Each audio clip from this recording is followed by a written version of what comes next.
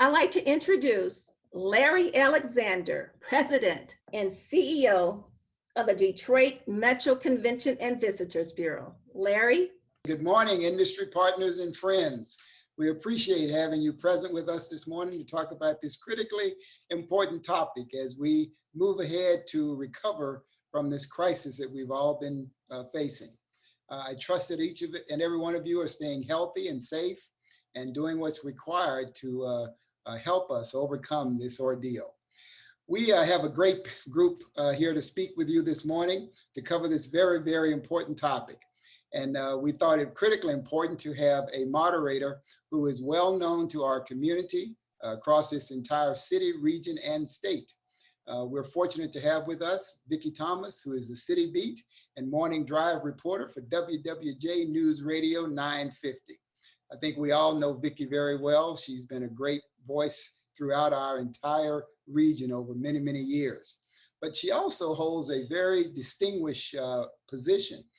Vickie, some of you may or may not know, was the first African-American woman in radio broadcasting to be inducted into the Michigan Journalism Hall of Fame in April of 2019. A great honor and a great distinction that she holds. So with that as an introduction, I'd like to turn this over to our good friend, a great friend of the hospitality industry, and also a great friend of the Detroit Metro Convention and Visitors Bureau, Vickie Thomas. Hey there, Larry. Thank you so much for that warm, kind introduction. And we certainly do have a very timely topic to address this morning. The theme is the hospitality industry roadmap for our destination's recovery. And our panelists include Lieutenant Governor Garlin Gilchrist of the great state of Michigan. He will be joining us around 10:15. We also have Jason Langwell, Executive Director, Rocket Mortgage Classic. Good morning. And we have Rob Riney, President of Health Operations and Chief Operating Officer, Henry Ford Health System. Good morning, Rob. Good morning. And Gregg Talley, President and CEO, Talley Management Group Incorporated. Good morning, Gregg. Good morning. And so, Rob, let's start with you. How are your first responders holding up, and what are the next steps as we move forward in this continued fight?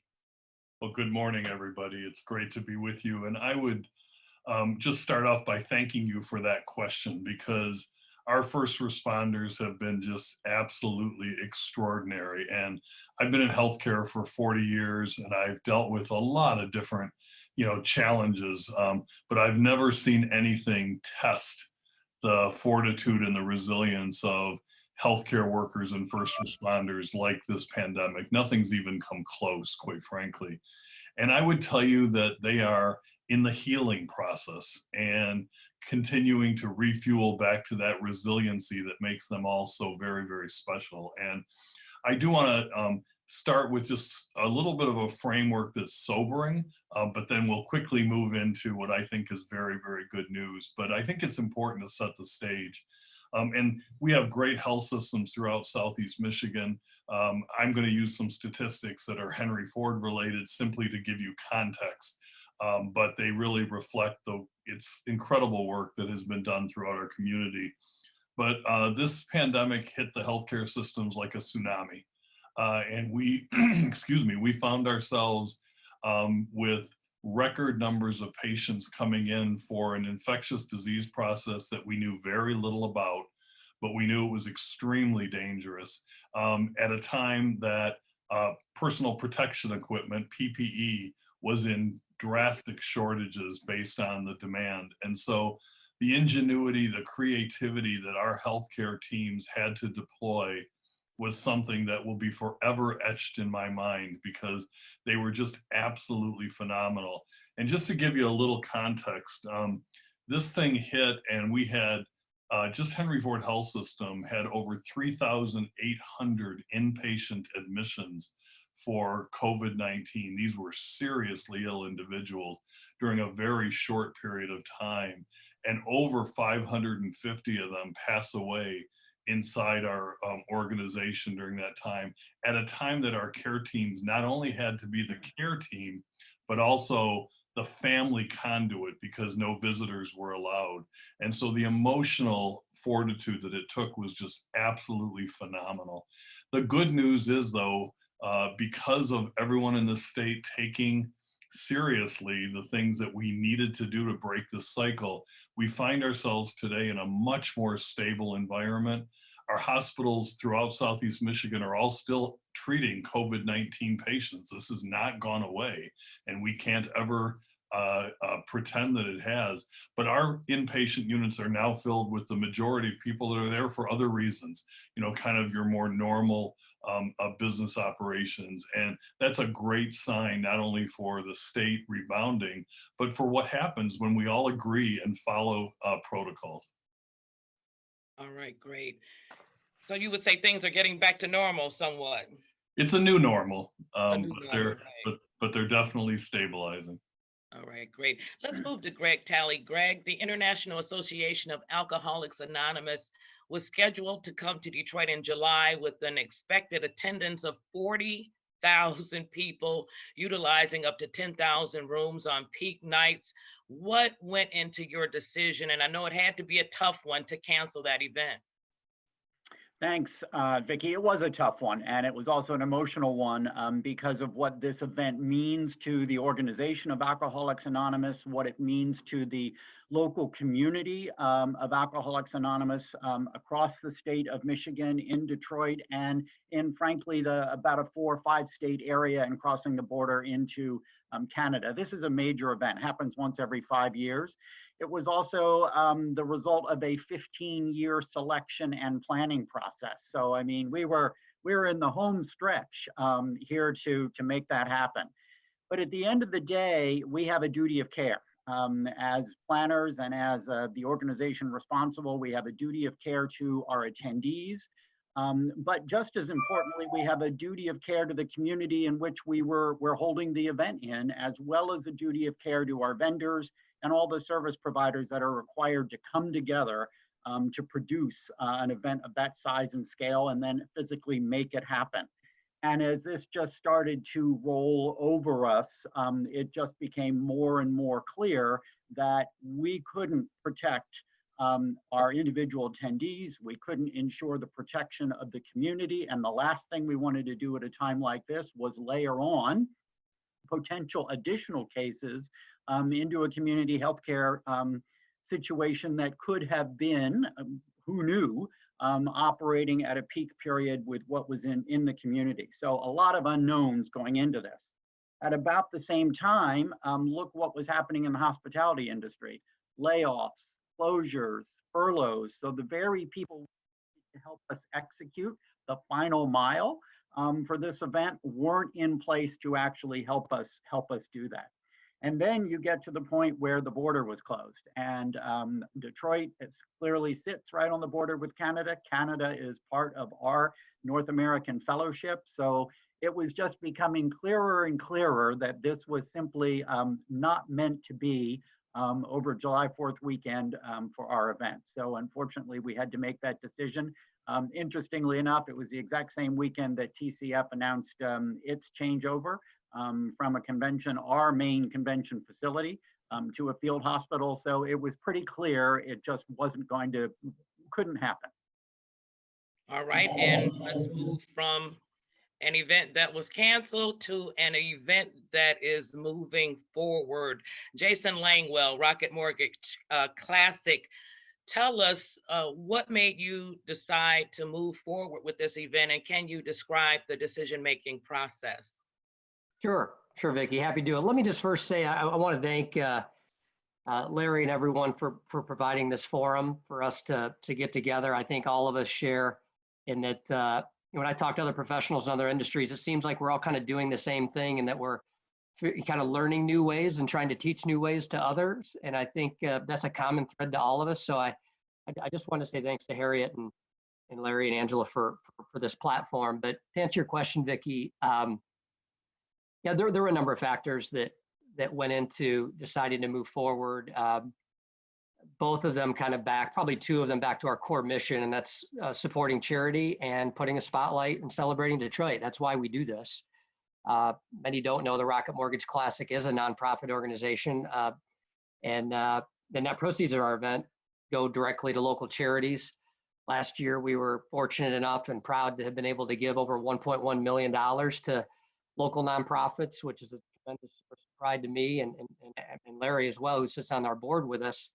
And when we realized that, look, without any fans on site, we thought there still could be creative ways for us to generate revenue and continue to support some great organizations that are doing great work while keeping health and safety first. On the charitable front, some of you may have seen this week that we announced that along with our title sponsor, Rocket Mortgage, we have a new charitable giving initiative that we're calling Changing the Course. Right. So we'll direct the proceeds from the tournament solely towards providing digital access to the residents of Detroit. And I think that this pandemic has really highlighted a number of disparities in access, and particularly in the areas of technology and the difficulty getting access to educational opportunities, healthcare, employment. And so the vision of Changing the Course is going to be to look at a Detroit where every resident has access to technology, has access to the internet, can obtain digital literacy, and all that's the baseline for education and opportunity in the economy that we're in today. So, it was really the main decision was to be able to give, and then, also it was to shine the spotlight on what we call the spirit of Detroit, which is the people and places of Detroit. And we're going to be able to use the tournament as a platform for that.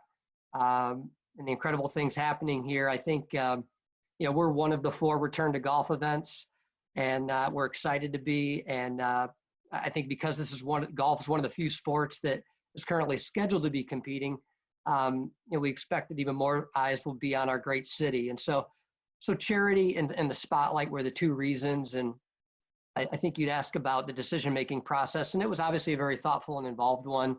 Our title sponsor, Rocket Mortgage, as we know, has a deep love for the city. There's 17,000 employees downtown. And before we could even, make this event back on the calendar, we had very thoughtful conversations with the leadership team there, the community. We engaged a number of community leaders to talk through this, our mayor, our governor's office. And after, what you can imagine, there's countless hours of conversations. We thought it was just a really unique opportunity to shine a spotlight on the city. And again, we have to turn on the event, which is the giving engine, to give. And we're going to be finding ways to do that. But it's really fired up our team. I think we found a new creative gear. We're going to be doing some virtual experiences around the event, creating a number of other ways and mechanisms to find a way to give. And I'm confident we've got a pathway to meeting, if not exceeding, the type of giving that we generated last year, even in an environment where, there won't be fans and hospitality on site. But we think we can do that in a thoughtful, healthy, and safe way. And here's the big question, Jason. Will Tiger be on the prowl out on the course? I'm rarely asked that, Vickie. He's been invited, and he's not made a decision yet, as I think we all know. When he makes decisions on his schedule, we're the first to know, but he's well aware that we have a spot for him here in a wonderful city that awaits him, and we look forward to him making the right decision. And do you think it will be as fun of an event as having people out there, having an audience out there? Do you think it will be as fun? Well, no, right? I mean, I think that's not what the event out there is going to be. The event there will be, this is a return to work event for our charity, right? And so only players and essential staff, essential workers will be there. There won't be any activations on site. All of the theater, all the entertainment, if you will be on television. And what we're doing it for purposes of charity and giving and to shine a spotlight. In the end, it's a live TV show that's totally unscripted and full of drama. And so I think that's where the fun comes. We'll have a great field. That field's coming together well. We are disappointed there can't be fans on site, but I think especially after the great turnout that we had last year. But I do think it'll be a unique way, but we are going to create forums like this with a community where players will be able to interact with the community in some way, shape, or form. We'll be making some announcements on that soon. Allow people to maybe set up what we're calling a V time, a virtual tea time, to maybe interact with some of the talented players that we have coming. So it'll still be entertaining, but just in a different way. All right, thank you, Jason. And our Lieutenant Governor, Garlin Gilchrist, a great state of Michigan, Lieutenant Governor, thank you for joining us this morning. We know you had a prior event, so let me just jump right in. The governor signed an executive order on Monday to reopen businesses in the UP and in some parts of northern Michigan starting tomorrow, in fact, and that includes bars and restaurants. Meanwhile, as you can imagine, businesses here in Southeast Michigan really are wondering why this region isn't included. What would you say to those people? And is there a chance that we may see some of these restrictions lifted so that the hospitality industry can maybe take advantage of the comeback over the Memorial Day weekend? Well, first off, Vickie, thank you for having me. It's really an honor to be here with the Convention and Visitors Bureau and everyone, the guests, as well as my fellow panelists. Certainly across the state of Michigan, we're trying to deal with this pandemic. This is something that has been historic in the wrong kind of way and impacted so many people so deeply from their public health, the loss of loved ones in their lives, as well as economically in terms of jobs and in terms of businesses. So the decisions that we're making are with our first and primary responsibility in mind to protect and promote public health and public safety. So when we're thinking about what it means to evolve our safer at home orders, as we have done on, frankly, a multiple times a week basis since we issued our first stay home, stay safe order, we're continuing to monitor the indicators that we think will have the most impact on these choices. And that's our public health system capacity. That's our ability to do more and more testings, because testing is the front door to treatment. Our ability to have personal protective equipment present and to have enough of it to be able to serve people and serve employers and serve communities. Our ability to do the contact tracing so that if someone tests positive, we can work with them to understand who in their life they may have exposed so they can be tested as well, like people in their household, for example. And finally, so that people can isolate in the event that they do contract the virus, they can isolate, because that is what literally will stop them from spreading the virus to another person. All this infrastructure we've been working to build up since the beginning of our response. And that's what's going to be critical to think about how we reconstruct and re-engage certain parts of our economy. We've been watching these indicators very closely. And that's what's led to us to recognize that in certain parts of our state, the pandemic has evolved differently. And so in the Upper Peninsula and in certain parts of the Northern Lower Peninsula, we've seen, thanks to our understanding of the epidemic spread of the virus and our testing capacity and these things, that it's safe to re-engage certain activities very carefully. But let me be clear, that doesn't mean that we're, opening the floodgates, so to speak, or opening the gates, so to speak, and making sure that, and having people come and do everything like they did on March 9th before we had a positive test case. So going forward, we're going to continue to watch those indicators across the entire state. And in Southeast Michigan, we're doing the same thing, and we're making sure that people can be safe, that we have the ability to, if we do open up and we see a spike in cases, we have the ability to pull back in the name and interest of public safety and public health. And so people are going to need to stay tuned. But I will say that the governor is doing a press briefing right now, and I think there's some important news that you'll see coming out of that can possibly impact this conversation. All right, excellent. And what are your plans, Lieutenant Governor, in the event that COVID-19, God forbid, resurfaces in the fall?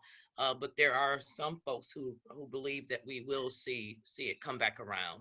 Well, this is why we have to be so careful. We are fortunate in the state of Michigan to have some of the best public health experts in the world working with us from the University of Michigan. And I'm biased a little bit because I was at the University of Michigan.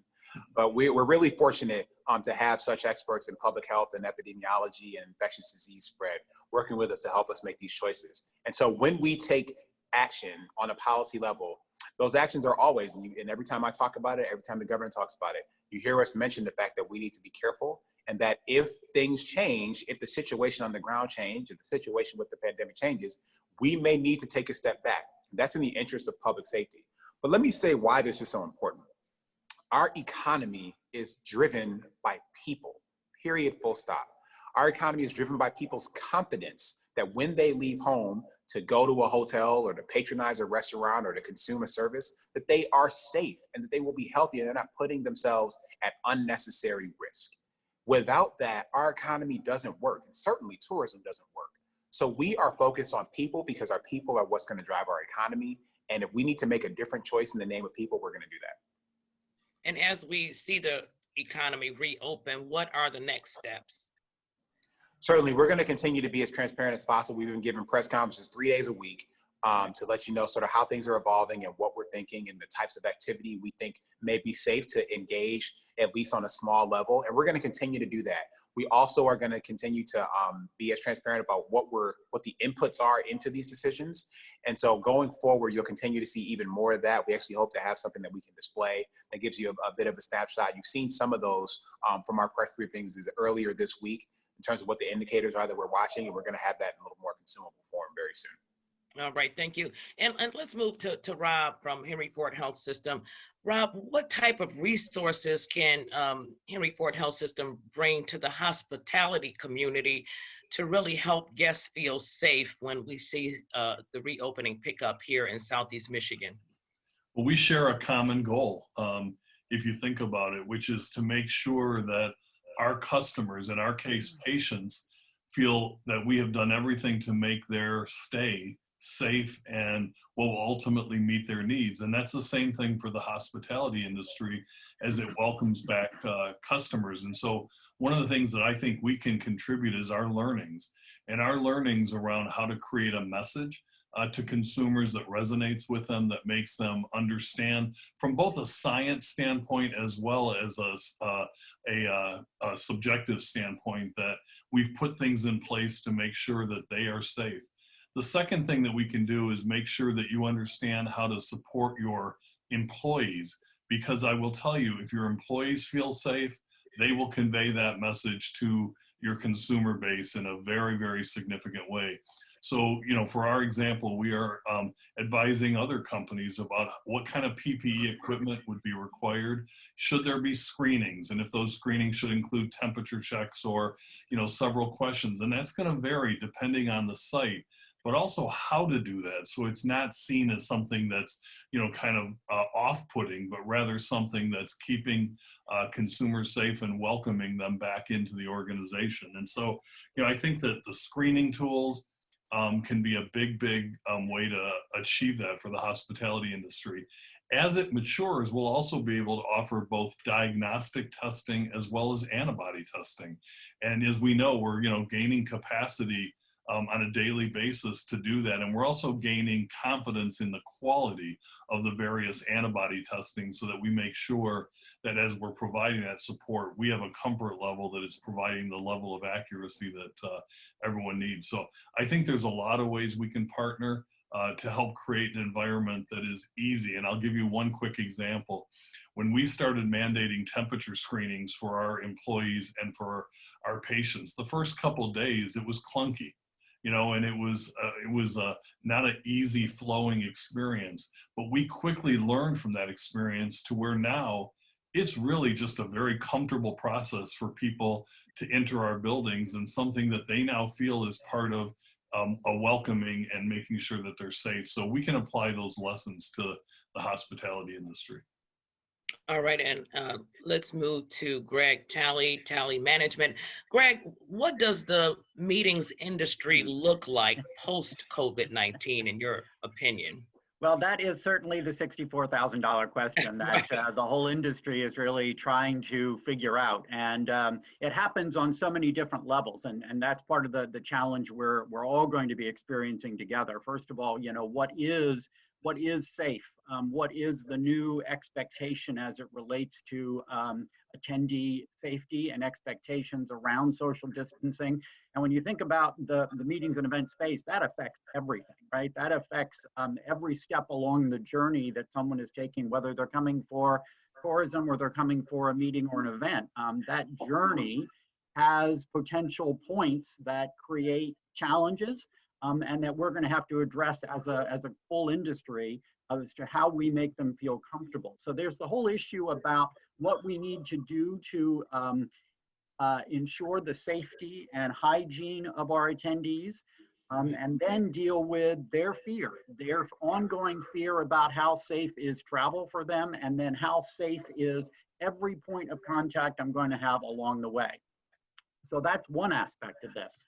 The other aspect I think we can definitely say is we have seen the tipping point of virtual components to live events. And I think that's a genie that'll never go back in the bottle.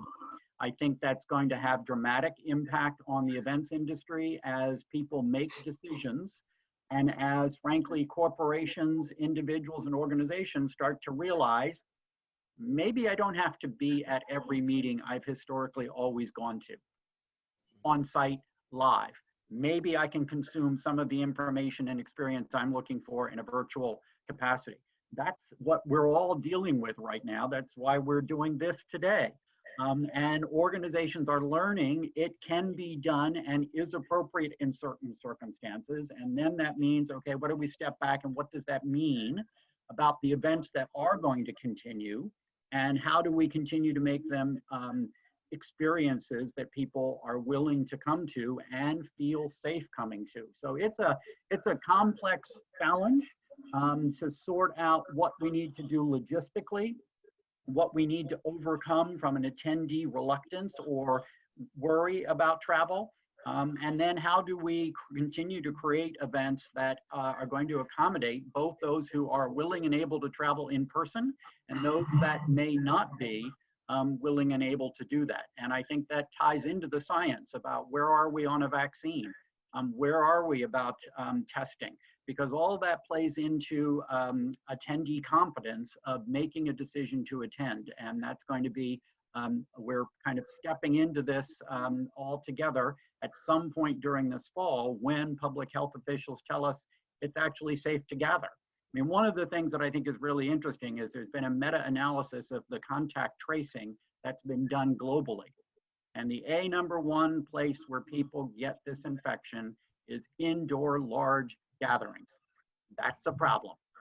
And that also starts to talk about the engineering of this. We're going to need to talk with convention centers and hotels. Let's talk about the engineering of your facility, the airflow in your facility, the air quality, because that's all going to come back to this competence issue. How many people can we bring together safely? And what does that start to look like? So a lot of factors here.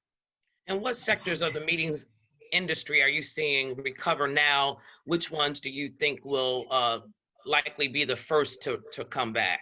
Yeah, well, I think it's pretty clear that local and state level organizations and meetings are definitely going to be the first back, because there's going to be a comfort level that I can get to something myself. I can drive myself somewhere. Hopefully they've been informed about what's being done on site to make them feel comfortable there. So we see that as certainly first, and then probably expanding out from that from a regional capacity before we get to national or international, which I think will be the longest as people have to think more about that extended trip, extended touch points in a journey to get from point A to point B and back. So it's definitely going to be local first before we see national and international meetings and events. All right, thank you for that. And Lieutenant Governor Gilchrist, the hospitality industry, I certainly don't have to tell you this is a big business in this state. How can the state support the community with a sustainable comeback? Yeah, this is critically important. I mean, this industry is like a $25+ billion industry here in the state of Michigan, $7.6 billion in Wayne County alone. This is very important to our economy here in our state, and frankly, how people experience our state. Michigan is a state where people come to have fun and do important business. And so we certainly want to support that. Thus far, there have been about 14 programs we've activated to provide funding for 2,700 small businesses and helping retain about 11,000 jobs here in Michigan from our Michigan Economic Development Corporation. And Pure Michigan has also announced the One Pure Michigan initiative and other programs that are doing what we do best. Uniting people during this time of crisis, sharing the Michigan story, and really priming people to be ready to again, consume services and have fun in our state. So we want people to please continue to work with MEDC and know that, again, we're making choices to make sure that people are confident enough to leave out and enjoy Michigan. If we get a vaccine tomorrow, what's your prediction on when our economy will recover here in Michigan? I mean, it's difficult to say with specific timelines. I am not a doctor nor an epidemiologist. It would be fantastic if we did have a vaccine tomorrow. That is not realistic. But we need to make sure that we're continuing to build on the infrastructure that we put in place to be able to manage and facilitate testing. We'll be able to convert much of that infrastructure to be able to facilitate the distribution of antiviral treatments or vaccines when they come online and come available. So again, this is why this infrastructure is so important. And having that infrastructure be sound and robust, we're working to pull down as many federal resources as we can to support the building of that infrastructure. That will enable us to re-engage as quickly as we safely can, which is certainly in all of our interests. And speaking of the vaccine, let's go to Rob Riney. Rob, what's the latest on the efforts to come up with a vaccine, and how soon do you anticipate that we'll see one for nationwide use? So let me start by just saying that we will find our way through this crisis. Our clinical, our scientific community around the world is just working at an incredible pace on both prevention and treatment approaches, and we will get there. So I think it's important to know that as we look through history, we will solve this very complex problem. And I will mention that there are three very, very promising things right now. The first is what's called remdesivir, which you probably have heard of. It's an antiviral drug, and it was used very successfully with MERS and SARS. And there's a pathological similarity between MERS and SARS and COVID-19. And so there are some robust clinical trials going on right now as to whether that antiviral could be a prevention. And then there's a study that Henry Ford Health System is one. We were selected out of a finite, very small number around the country for hydroxychloroquine. And while that's got political aspects to it, et cetera, it is still a very, very important area to study in a very, very safe way. And so we've got a study right now with 3,000 people. These are first-line responders, healthcare workers who have volunteered for this study that have not had COVID. And it's a random trial. So 1,500 will get the hydroxychloroquine and 1,500 will get a placebo. And we're in the process of that study right now. And I think it'll show us some very interesting results. The third that's very exciting is convalescent plasma.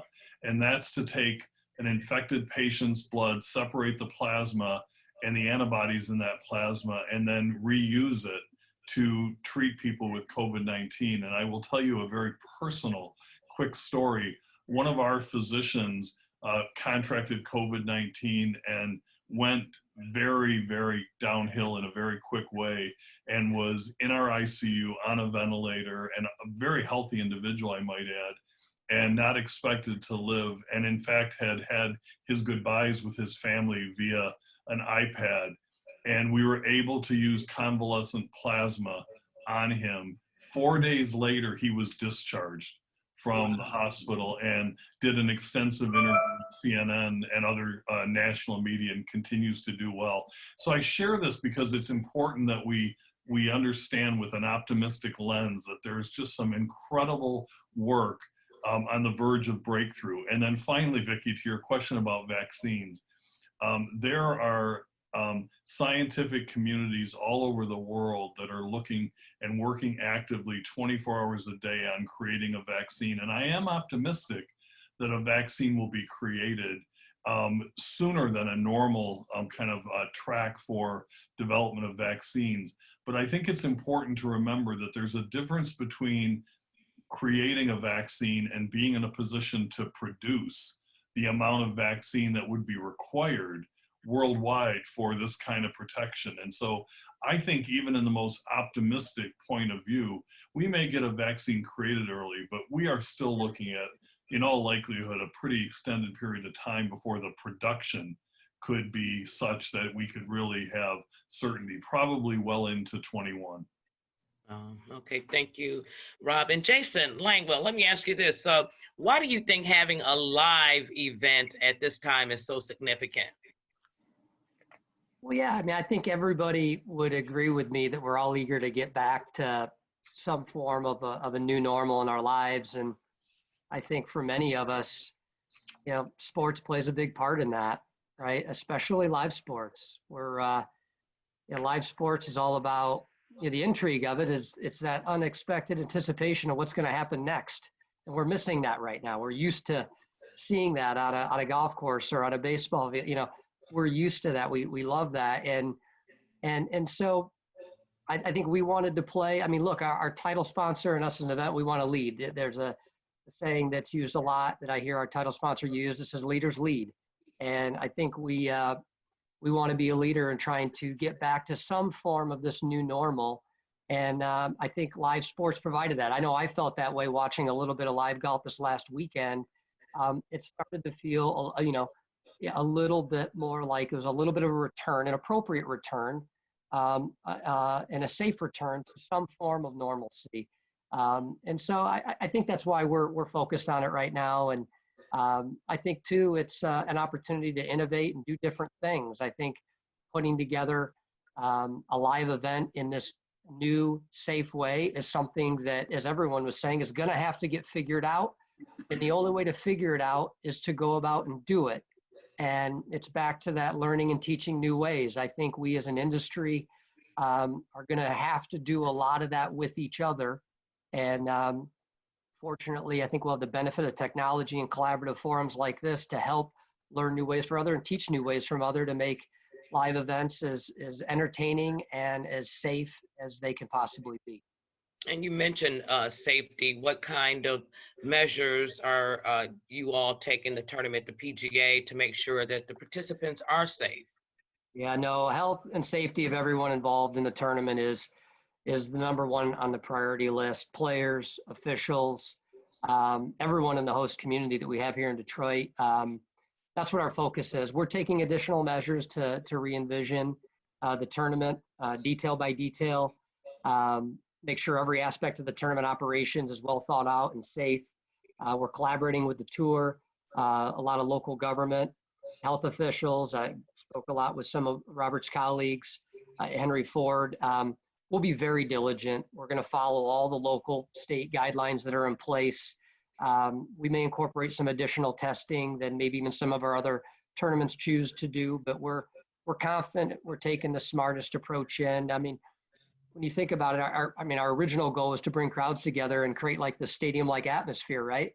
On some of our signature holes, and now we're focused on making sure that we keep a safe distance between people wherever we can on the golf course. But we're fortunate in that we've got 220 beautiful acres at Detroit Golf Club that we can spread out our essential staff and players. And that's what we will do. At the end of the day, we will be doing testing to players, caddies, essential staff. But this all comes down to maintaining proper distance. We need to keep proper safe distance from each other. And if we can do that holistically, wherever we are, is led by our governor. I mean, that's the measures we need to take and that we're going to take at our event. And so that is our number one priority. We feel good about the plan that we have in place. All right. And let's move to the U.S.-Canada border. And this one is for the Lieutenant Governor. The border crossing restrictions for non-essential travel been extended until June 21st. So what does that mean for the plan to get Michigan's economy up and running again? Well, as everyone knows, that our relationship with Canada is really important to our economy and frankly to our culture. We have 3 very active border crossings, here in our state. And so we're going to continue to monitor this situation as closely as we can. But again, this is really important to us. So we want to make sure that we're working in collaboration with the Fed, the federal government, who's making choices on this here, and make sure that they're making the best informed choices, given the context that we have on the ground here in Michigan. And we know that the governor has been meeting with some of the governors from surrounding states. Have you all learned anything from our allies in these other states, those governors? Absolutely. We've been collaborating on a number of areas, both at the gubernatorial level and at the lieutenant gubernatorial level, on things like what our collective response means and our re-engagement opportunities are in agriculture and in manufacturing, which are certainly the 2 biggest contributors to our economies, and have been learning and sharing best practices.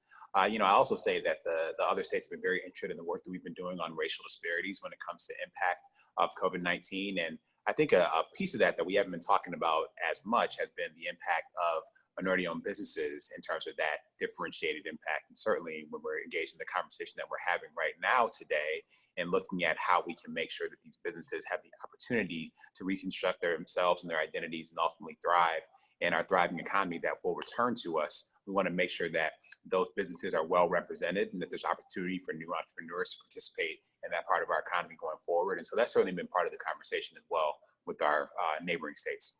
All right, thank you.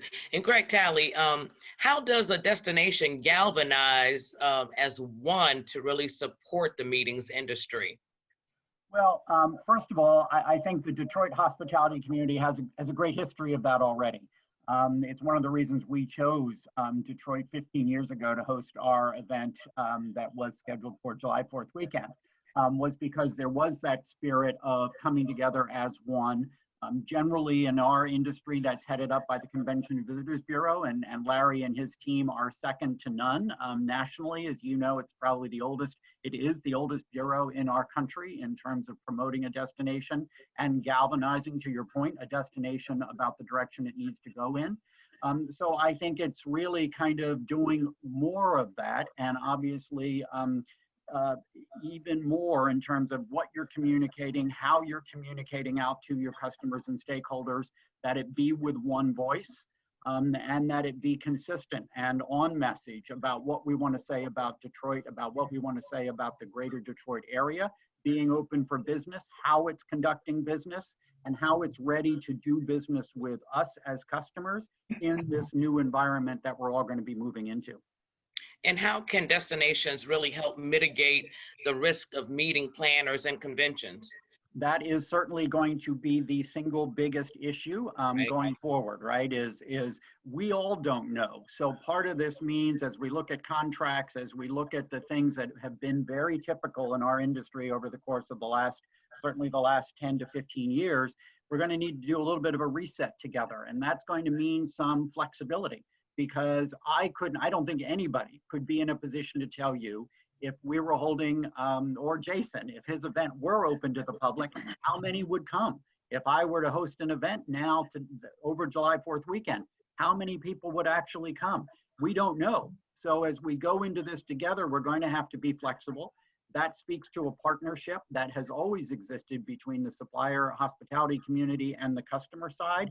I think we need to approach that now with fresh eyes, because risk is going to be the thing our customers' boards of directors and corporations are going to be needing to minimize, and they're going to go to the destinations that understand that and are willing to work to minimize that risk collectively before they go to those that don't. All right. And as we reopen, let's talk about the 3 S's and their importance: safety, security, and sanitation. After risk, those are number 2, 3, and 4, because those are going to be the keys to attendee confidence and actually being able to demonstrate that we understand and are going to conduct these new events with those 3 issues in mind. And as we talked a little bit, that's everything from physically how you set the room to how we're going to deal with coffee breaks. I mean, think of any meeting you've attended, all of those interactions along the way. How are we going to have to rethink those to give everyone the idea and prove that we are taking their safety and these issues into concern? I think we're all seeing now how the hotel companies are reacting, the hotel chains, what they're starting to send out to us as customers around these issues, because they know we then have to pass that on and basically sell this to our attendees that it's going to be safe to come back. And I think a great example of that is what Hilton has come up with in their corporate plan. Marriott has a great corporate plan, but what I like about Hilton is they've said, here's how we're going to clean your room, and then we are sealing that room, so that no one will enter that room before you do as the guest after it's been cleaned. Now that is starting to raise the level of confidence up. That level of specificity is going to be really important for us as planners, and then for us to be able to turn that around to our attendees and be able to say, this is how it's going to work. And talk about your company's or your client's recovery plan. So every single organization, as you all are living, and as the Lieutenant Governor mentioned, every organization is rethinking itself right now. What does it look like for what it is and who it is coming out of this? And I think for all of us, whether you were a small corporate entity or a nonprofit, you had strategic plans for 2020, and boy, it was looking good. And needless to say, those plans have pretty much been put back on the shelf as we've all had to really sit back down and reimagine what is our business, what is our organization, what can we do, what do we need to do differently, and what do we now need to plan forward for kind of what I'm calling the interim period, which I think, as Bob Riney mentioned, is the time until we get some vaccine that we can all feel comfortable about. So I think we've got about an 18 to 24 month period here that we need to plan for how we're going to do business together. And that's going to require everybody coming together and partnership at all levels to make this work. All right, and Jason, let me ask you this. What are your requirements from your partners, the hotels, vendors that might be providing transportation? Yeah, no, there's a long list of partners that need to be engaged, as you can imagine, to make this not only successful, but safe. Lodging, caterer, like you mentioned. The tours really led the charge. PGA Tours led the charge in establishing some consistent protocols across the events.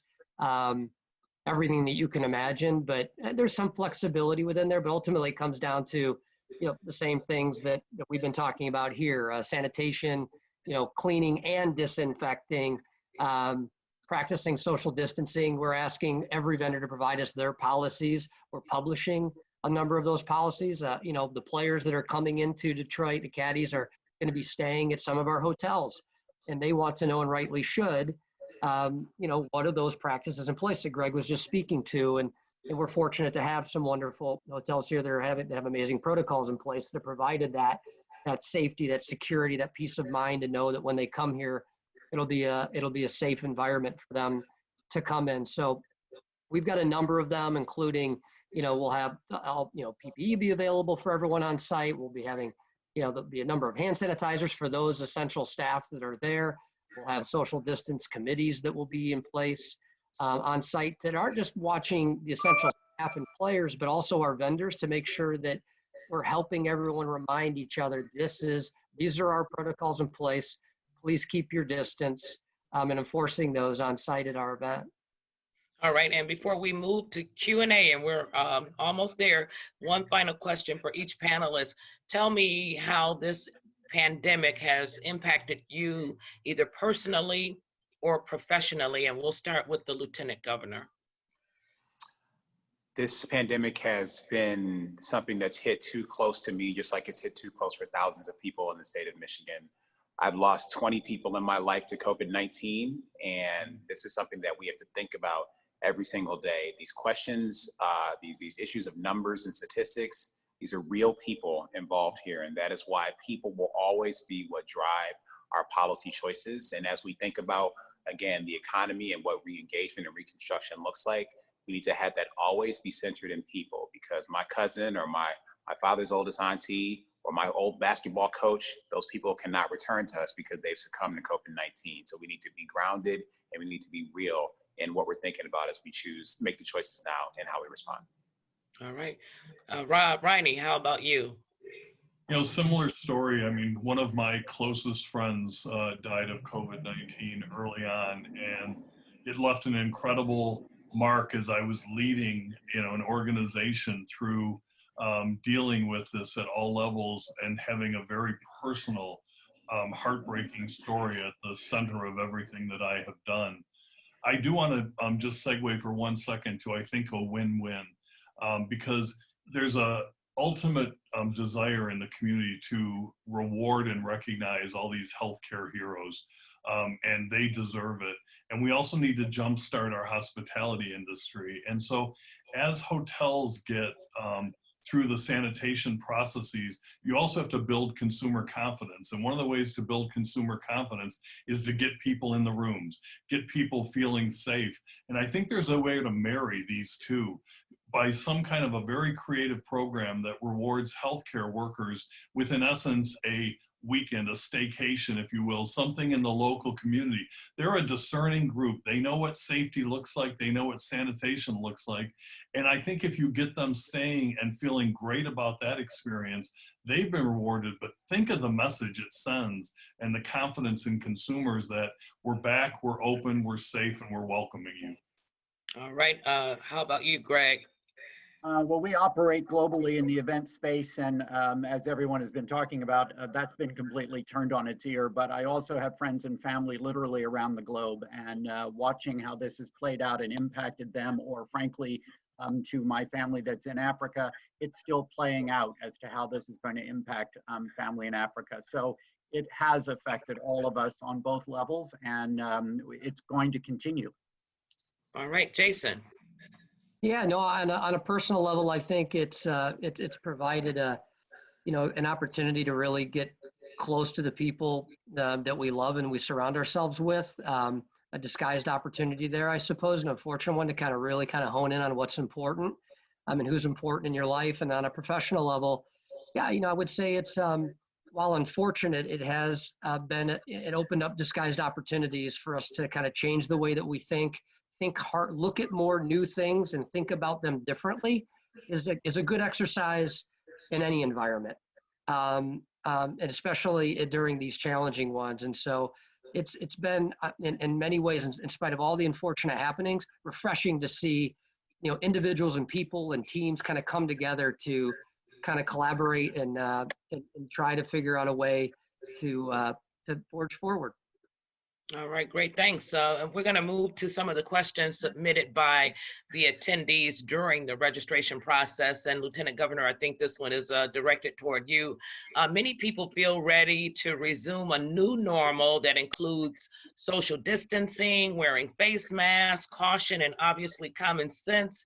However, we've recently seen people who have died or been accosted trying to enforce these new standards on others who feel that their rights might be infringed upon. So what are your plans to combat people who feel that their rights are being trampled upon when they're being asked to wear these masks in public or inside stores or at events? I mean, we're asking people to do the right thing in the name of not only their own personal health, but of the health of the people of our communities. And so certainly it's unacceptable to assault an officer who's trying to keep people safe, and assault a security guard that we've seen altercations in places like Flint. And so we think that's really problematic, and we would hope that people would understand that those public servants, frankly, are acting in the best interest of our community, and certainly want everyone to do what they can to keep others safe as well as keep themselves safe. So we're keeping a close eye on this. We've been very mindful of ensuring that people knew that if they were wearing masks or face coverings in public, that they would have the full power of Michigan's Elliott Larson Civil Rights Act law to protect them. That was something that I was particularly concerned about as a Black man who, in other circumstances would have been looked at in perhaps a problematic way if I have my face covered in public. I want to make sure that people knew that those protections will be present here in the state of Michigan. And so we're working with everyone on all sides of this because we need to work together. The irony of what's happening now, the irony of the social distancing, is that it actually reminds us of how connected we are and how dependent and reliant we are upon one another, how much we need one another, how much our individual actions that we take and decisions that we make impact our community's collective well-being. So we need everyone to play their role to keep all of us healthy and all of us safe. And this one is directed toward you as well, and it's an important question. Once allowed to open, we're allowed to open our dining rooms. Do you know if this will be at 25%, 50%, or 100% occupancy? And most importantly, how long will this continue to stifle occupancy for restaurants, and any idea how long these restrictions will last? Again, this is something that is dictated by what the data in terms of how the epidemic is spreading in our state will spread, and how we're able to get a handle on it, how we're able to work with healthcare partners and hospital systems and make sure that we have enough capacity to handle any spikes. So I can't put a timeline on how long certain restrictions may or may not be in place, but you can certainly expect that once we get to the place where it is safe to re-engage restaurants and bars and dine-in services, that it won't be at 100%. And any considerations being given to museums and large attractions? once they are open? I mean, I think as we look at, again, as we're looking at what we can safely re-engage, the questions of occupancy rates and things like that will be something that we'll have to make a determination on really closer to that time. The thing about this pandemic is it's evolving on a daily basis. And so it would not be responsible for us to say what's going to happen 3 months from now, because we don't know what this is going to look like. So again, based on the data. That's right. Here's one for Rob Riney. Rob, what are the views on the effectiveness of antibody testing versus COVID-19 testing for workers and essential businesses to limit the spread once things open up? I am only aware of COVID-19 testing being made available. Yeah, and it's two different things, two different purposes. So the diagnostic testing is important so that we can isolate and do contact tracing and make sure that we have stopped the spread once it occurs. And there are good diagnostic testing capabilities around now. Obviously, we started off very slow with the ability to produce, but Michigan actually has been a very leading state in terms of a collective ability to increase testing. And so I think on the diagnostic side, we're in really good shape. On the antibody side, there's a couple of things that are important to note. One is that there are a number of antibody tests out there that really haven't gone through all of the approval processes to have the confidence that they have readings that are accurate. But there are several that have gone through that process and are showing tremendous reliability. But there's another important factor in that we're still, from a science standpoint, testing how long do those antibodies last and what does it really mean? Because that's the ultimate question. We want to know what level of protection it provides us. And so that work is continuing. But my belief is, based on where we're at from a research standpoint, that very soon we'll have reliable antibody testing that we'll be able to deploy in much more significant numbers. And that'll be a great confidence booster for some of the decisions that the lieutenant governor and the governor and others have to make, is what percentage of the population has some form of antibody or immunity. I think we're closer than people may think. All right, thank you, Rob. And here's one for Jason. For events like Rocket Mortgage Classic, and this is from the live audience here today, how are you managing sponsor expectations, such as the number of guests that they can reach with exposure at the event now that there will be no live in-person audience? Yeah, so we are seeing, well, obviously have our live television audience that will be present. What we're seeing is a number of our partners and sponsors engaging us, many of which who would have normally, hospitality partners that would have brought some of their key guests or clients or employees on site, are looking for ways to do it just like this during the tournament. Are there opportunities to engage a professional while they're here to participate in a session just like this? And so that's a unique way. If you were going to bring 50 people into a skybox for a day, some of them are looking for ways to bring 50 people right here to still have a unique experience, albeit a different one, but a way for them to tap into the recreational passions of the people they're trying to reach and provide them a unique, memorable experience that they can leverage. So again, it's happening. It's just happening a different way. All right, and Gregg, I'm not sure if you might be able to answer this one. How will capacity be defined for event venues? Will it be restricted by percentage of license occupancy or capacity, or by gathering size? So maybe Gregg or the Lieutenant Governor. Yeah, so my guess that's going to be driven by the social distancing recommendations by the various federal and state entities that are really going to start indicating what numbers will be safe, and then we would work with each individual facility and venue to look what that looks like in each and every room, in each setting of how clients may want to use that room. So there will be standards that come down because we're all going to have to live to a safe standard as it relates to social distancing for any type of event or public gathering. All right, Lieutenant Governor, do you want to add anything? No, I think that's stated well. We want to have our guidelines be informed by what the public health professionals are telling us here in Michigan, and also consistent with the CDC's recommendations. All right, we have a question from Brian. I have a family member that is an infectious disease specialist, and her advice to me has not changed since March the 14th. There is no way to avoid a second wave unless a vaccine is available, which could take over a year. The governor mentioned in a recent speech that if restrictions are loosened and a second wave happens, a lockdown will go back into full effect.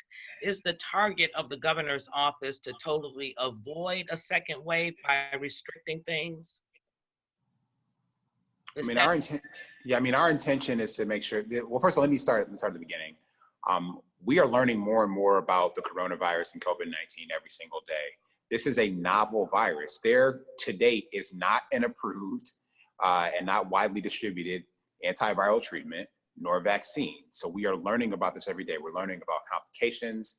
It is virtually impossible to predict how this virus will mix with any given person's body and their system and the conditions that they may have. And so we have to be very careful and very conscientious about how we're moving forward.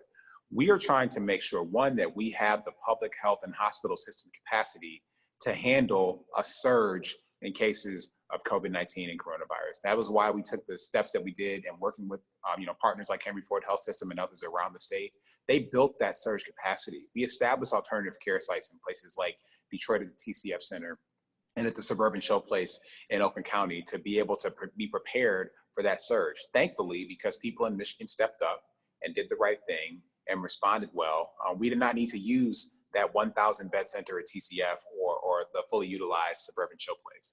But we have to be prepared going forward. And so we want to make sure that we can handle those cases, because we need to buy as much time as we can and let the process run its course and work so that we can get an effective antiviral treatment or a vaccine. And you mentioned a possible surge, and Troy's question speaks to that. Can the Lieutenant Governor speak to the state's strategy on implementing possible closures or stay-at-home measures if the virus hotspots pop up in a couple of months after the economy opens? I mean, we'll approach them the same way that we've approached them in the first place, which is if the indicators that we're watching, again, testing results, public health system capacity begins to get strained, then we will take the action. And we're saying in all the actions that we're taking right now, even though it's announced today, that if we need to take a step back, if we need to reevaluate, we will do that, because again, public health is first. So you can expect an approach that's similar to the one that we've taken thus far. All right, and I think this might be the final question for Jason. One person asked, says, brother, I'd like to volunteer our segues to the golf event if they are interested, and can I get contact info for Jason? Congratulations, working closely to make this digital, or close the digital divide in Detroit with the new initiative. And another person, if I remember correctly, just wanted to know how to engage with the Classic in terms of sponsorship or things like that. Mm-hmm.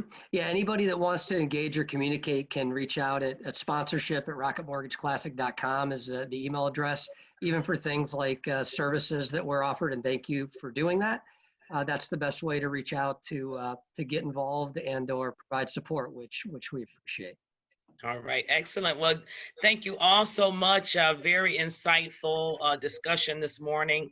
And certainly we wish everyone well as we try to get this economy up and running again. Lieutenant Governor, thank you for your time. Jason, Rob, thank you so much. And I'd like to turn it back over to Larry Alexander for some final thoughts.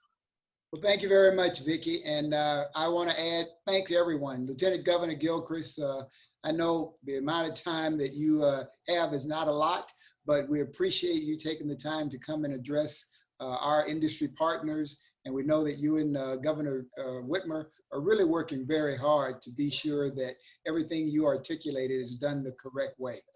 So thank you very much, sir, and we appreciate your time. Jason, you're doing a great job moving this Rocket Mortgage Classic forward. We're glad that we're one of the 4 that are going to be revived, and that our community will get the benefit of your hard work and your efforts. So thank you, sir. Gregg, Talley, you've been a great friend to this bureau and this destination. We're sorry we didn't get to host your event, but we fully understand the logic and the reasonings that went into the cancellation. But we're not done with you, Gregg. We will be back at the table to get Fair you enough. and your organization. But your knowledge from a global standpoint is truly beneficial to us. And thank you very much. Rob Riney, former chairman of my board. You're doing some great things at Henry Ford Health System. And we really thank you, appreciate your direction, your support, and everything you're doing to keep our community safe and whole. And to all those first responders, that was a great idea. We're going to take that and run with it and see what we can do to take care of those first responders. You see that? Hospitality never leaves your blood. And to our industry partners and to all of those who joined us this morning, I think there's several common themes that you can walk away with. Obviously, sanitation, safety, and security are critical, but it's all about us leading, us being on the forefront and developing plans that we can go out and communicate to the traveling public and let them know that Detroit is ready to service their needs whenever they have the confidence to want to travel again. One thing you all need to remember that we've said time and time again, we have great facilities, restaurants, hotels, attractions, things for people to see and do. But the one important factor that we have that overshadows everything is our people. The interconnection between our people and the individuals with our customers means more than anything. And if we can continue to provide high levels of service from the individuals in our industry, that drives more income, more revenue, more taxes, more development, and more jobs in our Tri-County area. Thank you for being with us this morning. I hope you've learned a lot. And with that, I'll now turn it back over to Harriet Carter. Thank you, Larry. What a great informative session. We look forward to connecting with you again. And please stay safe, stay healthy, and have a great day.